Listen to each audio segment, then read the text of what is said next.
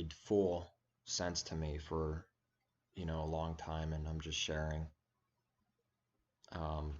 Philippians 3:11.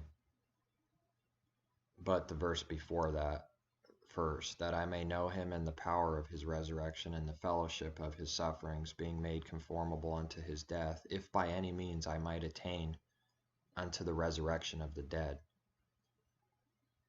The way you read that, the way it makes it sound like, is that if he's doing everything he can, that he might attain, receive.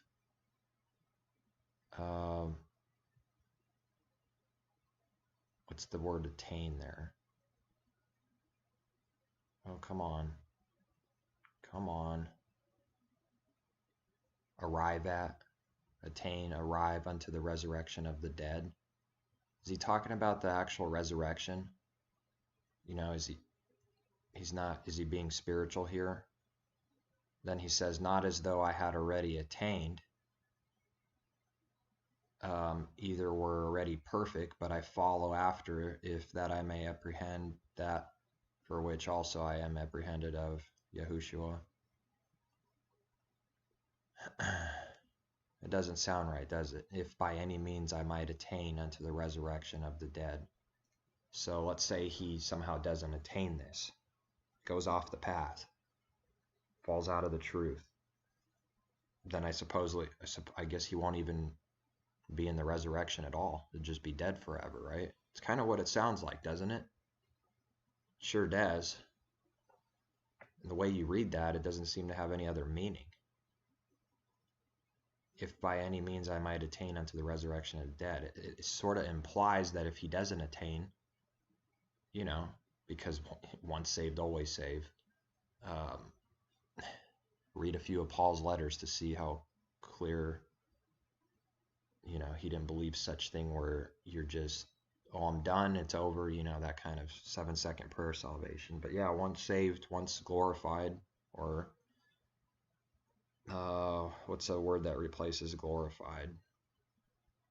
Once you're changed and you're not corrupted anymore with corruptible body, then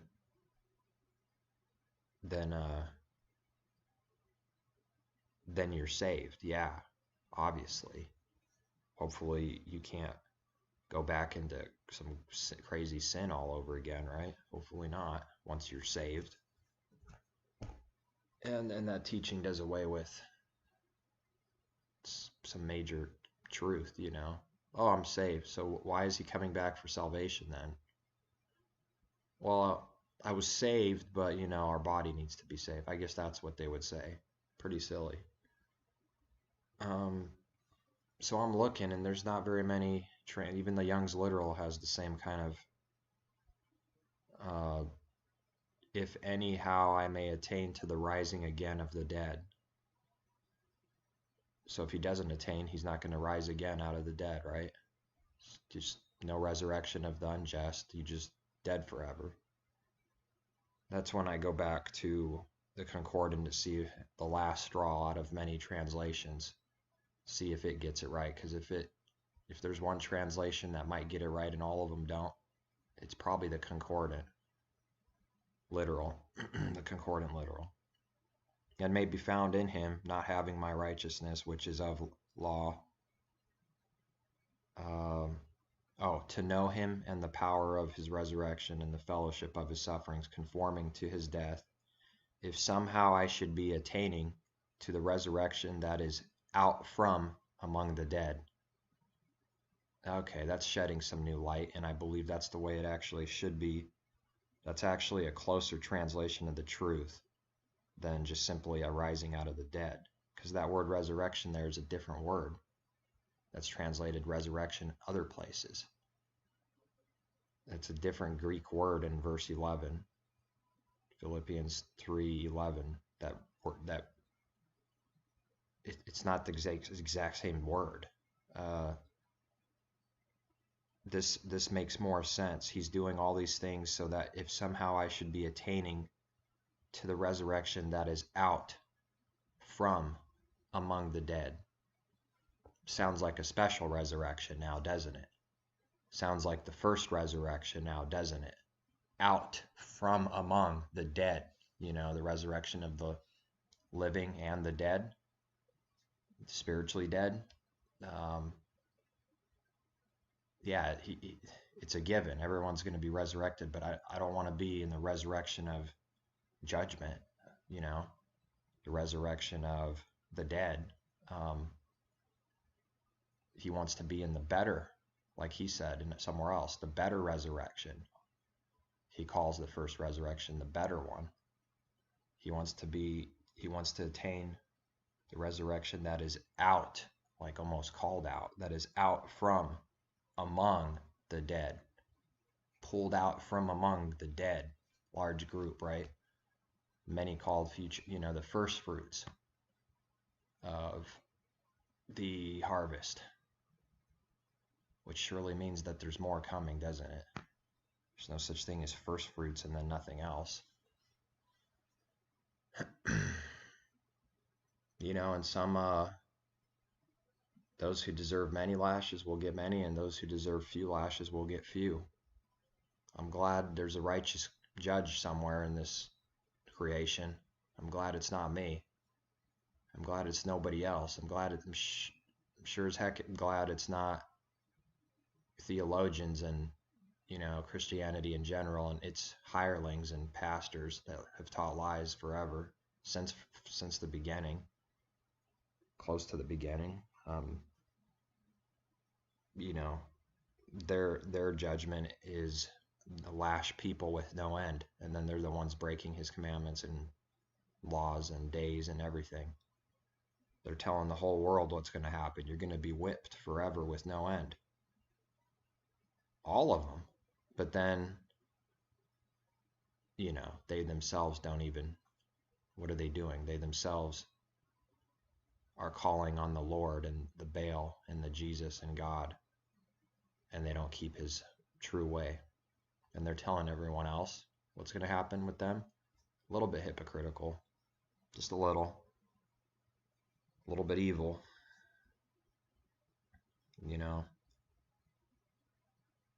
I suppose if the scriptures taught, we would have to believe it, wouldn't we? What else would we have? Or it's either that or fall away into some other, whatever, some kind of world religion. But that's not the case, is it? No one's going to be whipped and lashed with no end. Those who deserve few get few. Those who deserve many get many. Now, this is not changing the temperature of the flames everlastingly. 12,000 degrees for Hitler, 4,000 for someone else, and maybe 500 for someone else.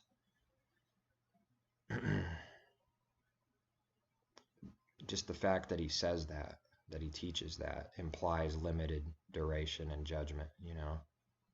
Those who deserve many will get many. How do you get forever out of that? Those who deserve few will get few. Pretty simple. Those who deserve few won't get more than the few they deserve. Their judgment won't be more than what they deserve, right? Yes, right. Or else those who deserve few get few means nothing. There's no meaning to it. In fact, it becomes evil. Those who deserve few are everlastingly whipped, It's not few anymore, is it? And he's specifically talking about what?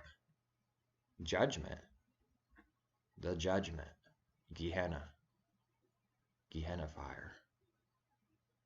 Not on this earth. Judgment. Nobody's getting judged like that. The wicked are shown favor concerning his judgments, because if his judgments were on the wicked, then they would be learning righteousness, wouldn't they? But his wrath is on them.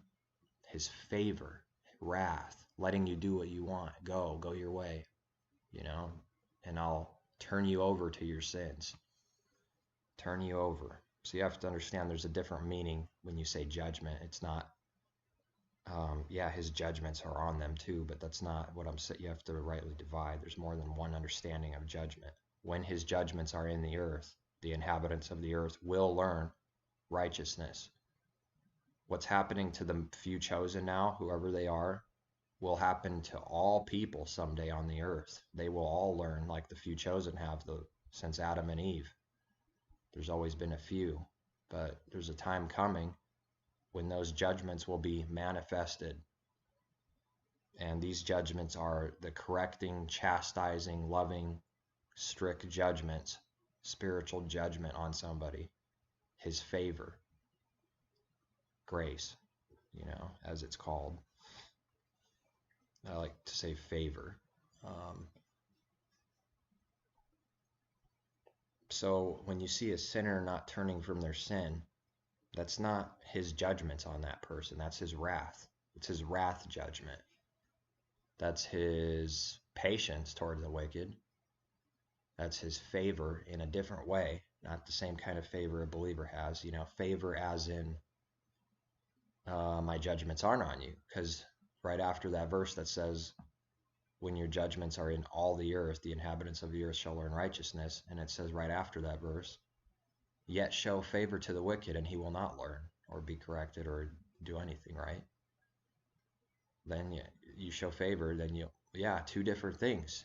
The spiritual judgment, or that favor of allowing you to be a lost sheep and going and eating pig's food.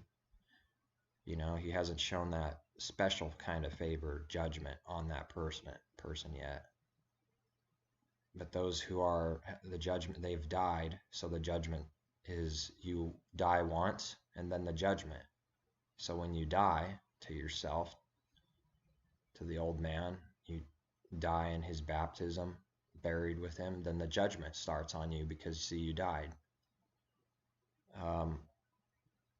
It's appointed for man once to die and then judgment. But that judgment starts at the house of the Father because they died. Then if they overcome sin in this life, then they don't have to go through that kind of specific judgment. They go into life and reign with him, and they are, they're not judged like as with the rest of the world. That's why he says that he may attain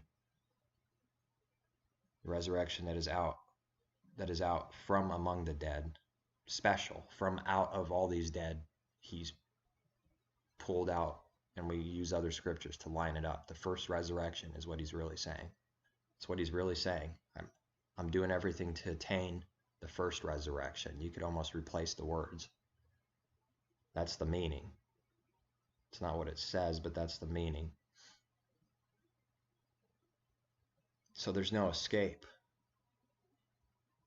If you think, I don't want to follow him, I don't want to keep his way, it's just not fun, I want to live my own life. Okay, do.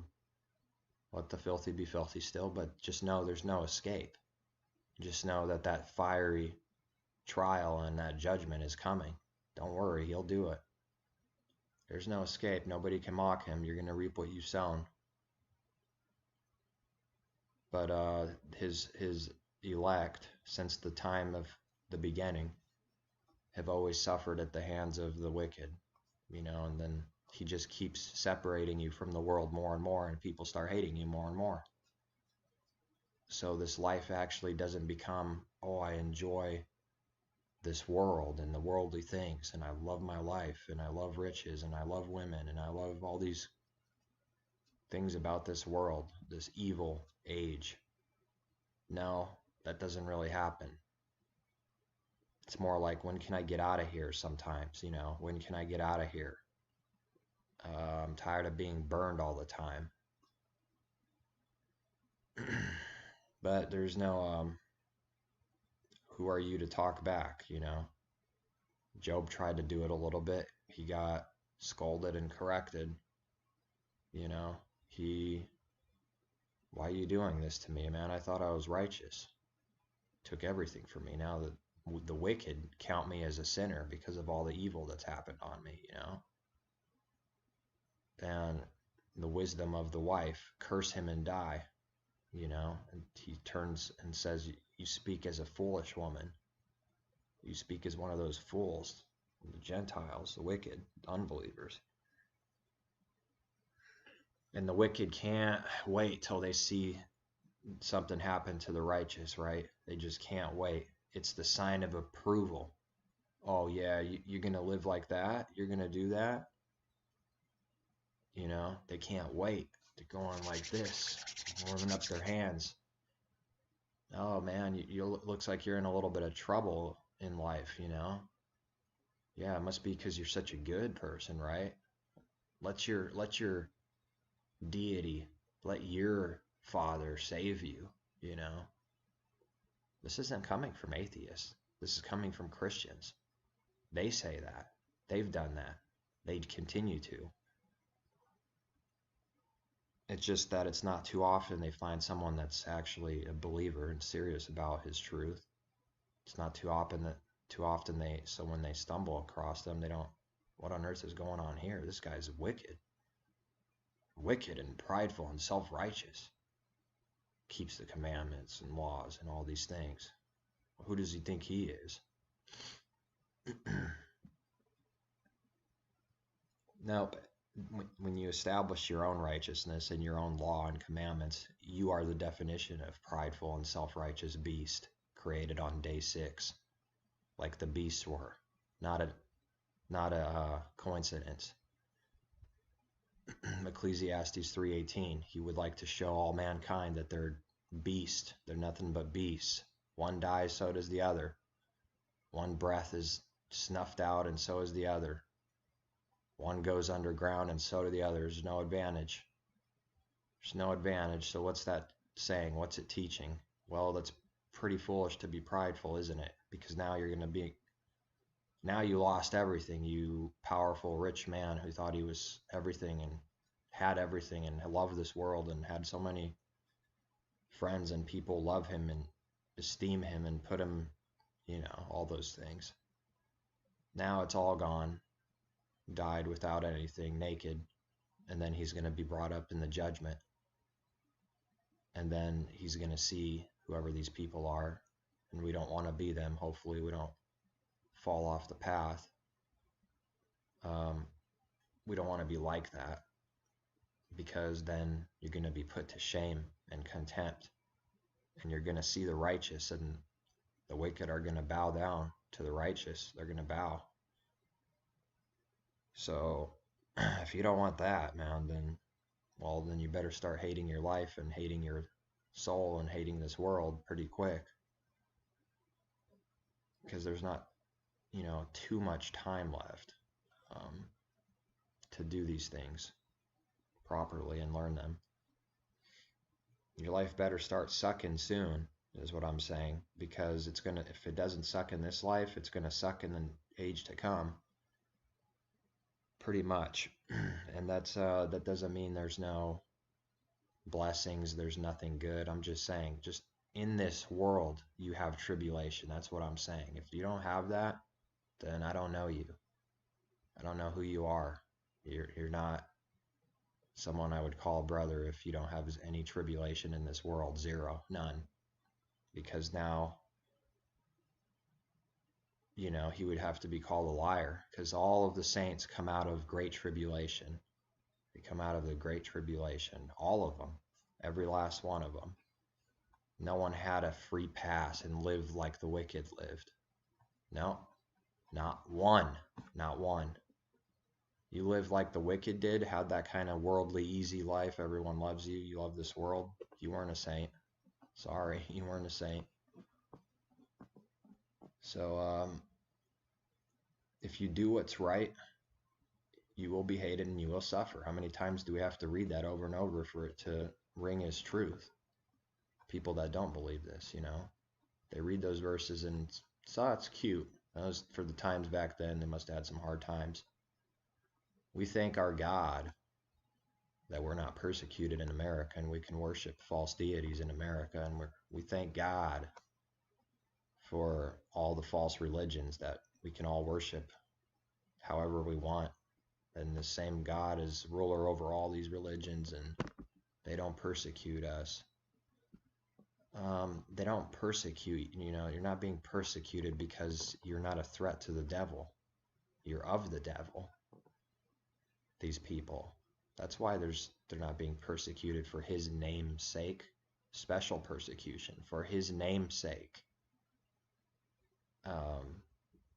Everyone has to go through trouble and problems in life. That's true for everyone. But you don't have that special judgment on you if you're not his and a bastard, not a son. He's shown that favor to the wicked. See, and you're not learning because you're a bastard. But a son, he chastises and cracks the whip. If you deserve a few lashes now, you will get a few. If you deserve many, he's going to whip you a lot. Now, not later. So those whips and lashes are coming. Don't be envious of the wicked. Their judgment's going to start after their death, just like it did for us. But it's better to die now than to die later, The judgment literally starts for them after their death. But for us, we already died, so it started now.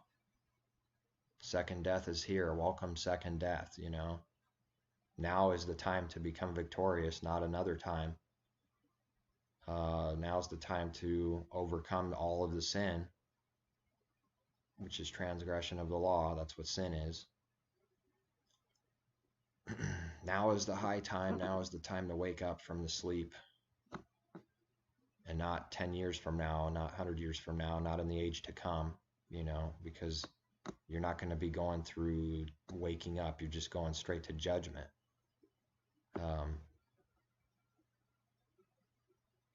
What that will be like for everyone, no one knows. No one has a clue.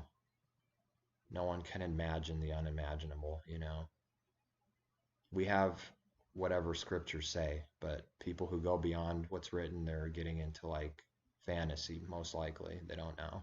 It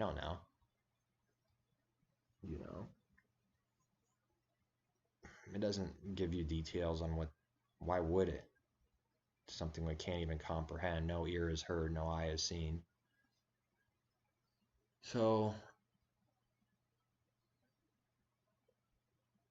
you got to get out of your prison now, or else you're going to prison later.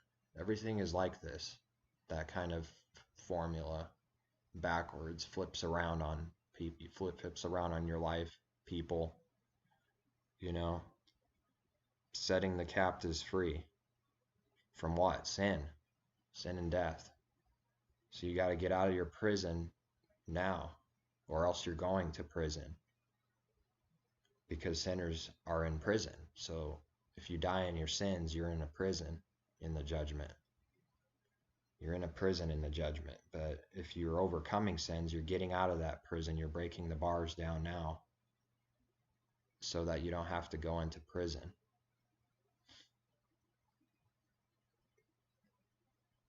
You died the second death to the old man before you died, but they have to die their second death after they die. It's the way it is. There's no escape.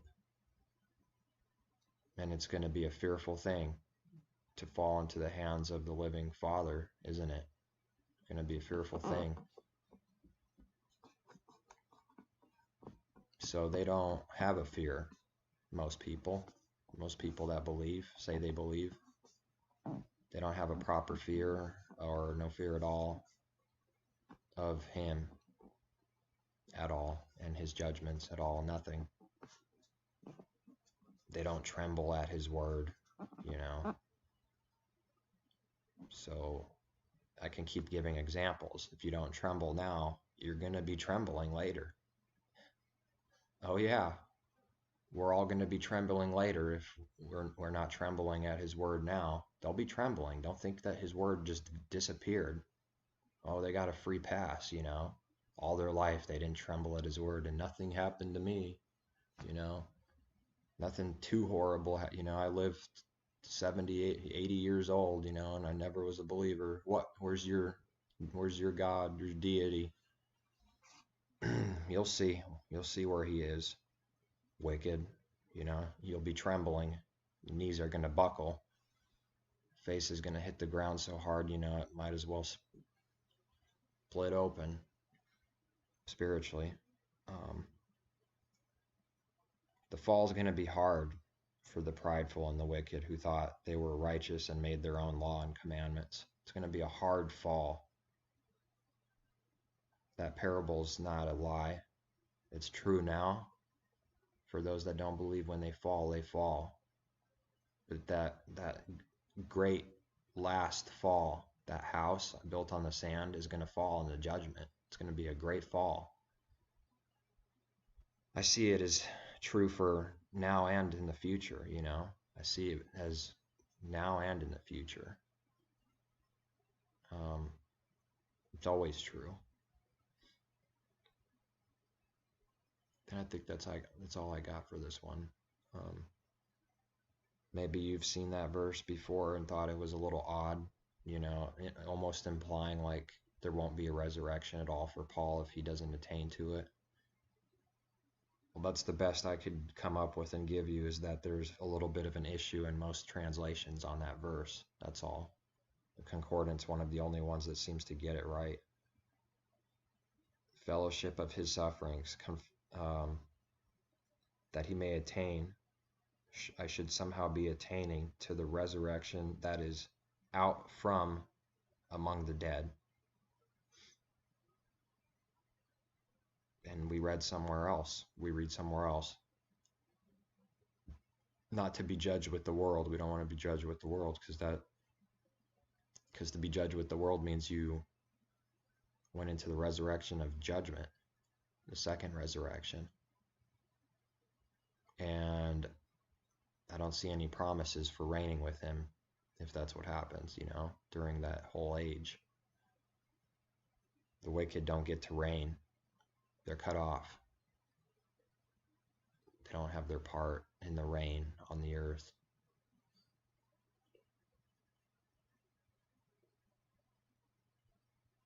And I think that's it. The meek inherit the earth. The meek inherit the kingdom. But it's a grand plan that he has, isn't it? It's all fair, and it comes back to people. Everything gets flipped over. He seems to like to do that. He likes to have beaten down, hurting, chastised, broken, bruised, hated, and then he turns it around for those people, whoever his people are, and gives them something great. But those who have it all in this world, and they're already great now, and everyone loves them, they're also going to be turned around, aren't they? And they're going to be humbled. But the humbled are going to be lifted up. And those that are lifted up, prideful now, will be humbled, brought low, down. Every mountain will be leveled. You know, it's not just a physical thing, earthquakes, it has a spiritual meaning.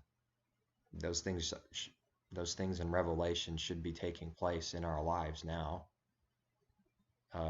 Casting the mountain into the sea, and the crooked paths becoming straight, the mountains being leveled and every valley being lifted up. Those are all spiritual things that should be happening now. His fiery judgments should be happening now, and it should be destroying that devil, which is basically us, within us, and being captive to it, to sin. You know, that's being destroyed now. That's how he destroyed the devil, by overcoming sin. He conquered the devil and sin and death by overcoming sin. That's all I got. Peace and blessings, and never give up seeking the truth. It seems like sometimes there's some people that seem to be on the true path, and then something goes off, you know. Maybe they got too popular, famous, started getting prideful as a great person, and then they, you know, start teaching blasphemy and they couldn't see some things for some reason. They got blinded. This happens to some too. This happens to some. They really were on the, they might have really been on this path. So it seemed for a time. But in the end, they were just, or supposedly, they're, in the end, their whole life, they were just really good deceivers, I guess is one way to say it. Give you certain truths, but then give you blasphemies and lies in other things, other areas, because it's a mixing of the truth.